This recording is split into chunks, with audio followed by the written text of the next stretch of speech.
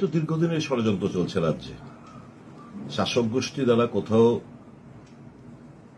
হিন্দু মুসলমান, কোথাও পাহাড়ি বাঙালি, এরা তো এটাই চাইছে।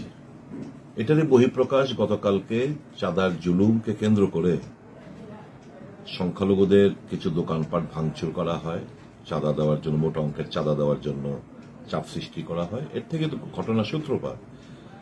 তারপর ধর্মনগর থেকে কিছু বহিরাগত কিছু গিয়ে গুন্ডা পান্ডা, বিজেপি আশ্রিত গুন্ডা পান্ডারা গিয়ে জিনিসটা আরো উত্তপ্ত করলো পরিস্থিতি, পরিবেশ।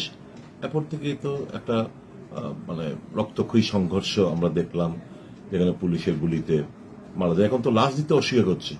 পুলিশ বলছে আমরা লাশ কোথায় আছে, আমরা তো লাশ নেইনি, এরকম শুনতে পাচ্ছি। আজকে দিনের বেলা, দ্বিতীয় দিন,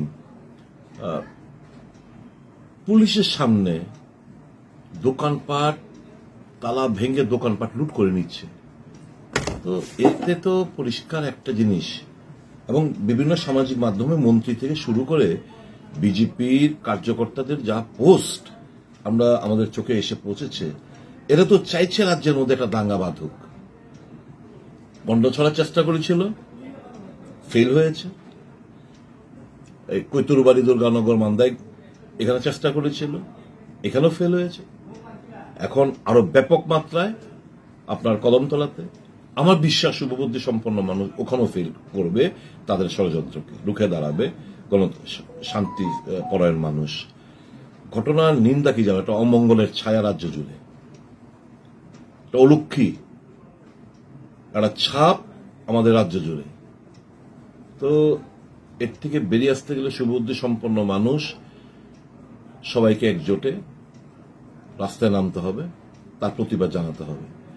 এবং আমরাই তো বলি, দুর্গা উৎসব হচ্ছে সকল ধর্ম বর্ণের যখন লেকচার, এই ভারতীয় জনতা পার্টির এরা যখন লেকচার মারে উদ্বোধনী অনুষ্ঠানে, কালকে মুখ্যমন্ত্রী বলতে শুনেছি যে দুর্গাপুজো হচ্ছে এখন বাঙালিদের উৎসব না, শুধু সনাতনীদের উৎসব না, সকল ধর্ম বর্ণের লোকের উৎসব।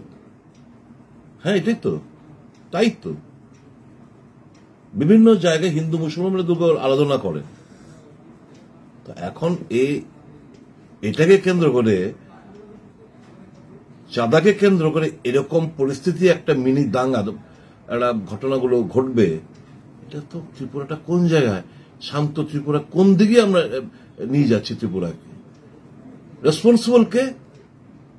এরা হিন্দুর নামে, সনাতনীদের নামে মানুষকে ডিভাইসিভ পলিটিক্স করতে তারা অভ্যস্ত, এটাই করে বেড়াচ্ছেন এরা। কিন্তু শুভবুদ্ধি সম্পন্ন আমার দৃঢ় বিশ্বাস, আমি একজন হিন্দু, আমি গর্ববোধ করি হিন্দু নিয়ে, মায়ের আরাধনা করি, কিন্তু তাই বলে আমি মুসলমান, খ্রিস্টান, বুদ্ধিস্টের ঘৃণা করব? হিন্দু ধর্ম এটা কোনো দিন শেখায়নি। বাইবেল, গীতা, কোরআনে শেষ কথা হচ্ছে মানবতা। মানুষ মানুষকে ভালোবাসবে, সবাই মিলেমিশে থাকবো শান্তিতে, সৌভ্রাতৃত্বে আমরা বাধিত থাকবো, এটাই তো আমরা শিখেছি। এই জিনিসটা এরা হতে চাইছে না রাজনৈতিক লাভালাভের জন্য। আমি অনুরোধ করব বিজেপির কার্যকর্তাদের নেতৃত্বে, এর থেকে আপনারা দূরে থাকুন, মানুষকে ভালোবাসেন, তাহলেই মঙ্গলময়ী মা আমাদের আশীর্বাদ করবেন, আমাদের রাজ্যকে আশীর্বাদ করবেন, সকল অংশের মানুষ খুশিতে থাকতে পারবে, শান্তিতে থাকতে পারবে। আরেকটা বিষয় যে দেখুন, পুলিশ তো প্রথম থেকে নতজান, পুলিশকে স্বাধীনভাবে কাজ করতে দেয় না। পুলিশ ভাবে কিছু করতে গেলে আমরা নয় তাদের রোশনলে পড়ে যায়। আমি পুলিশকেও দোষ দেব না, পুলিশকে যারা পরিচালনা করে তাদেরই তো দোষ। পুলিশে হাত পা বেঁধে তারপর বলছে তুমি কি শান্তি শৃঙ্খলা বজায় রাখো। পুলিশের সামনে হয়েছে কালকে দিনের বেলা থেকে শুরু, তৎক্ষণাৎ যদি পুলিশ বন্দোবস্ত নিত তাহলে কিন্তু এরকমটা হতো না। বহিরাগতরা গিয়ে এরকম ভাবে ঘটনাগুলো ঘটালো, এখন পরিস্থিতি নিয়ন্ত্রণের বাইরে, থমথম সারা।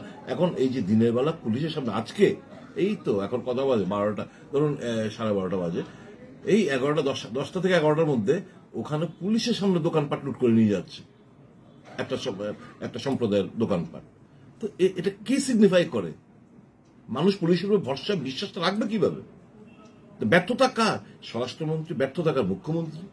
তার দায়বদ্ধ, তার মানে এটার জন্য ওনাকে স্বীকার করতে হবে যে he is a complete failure.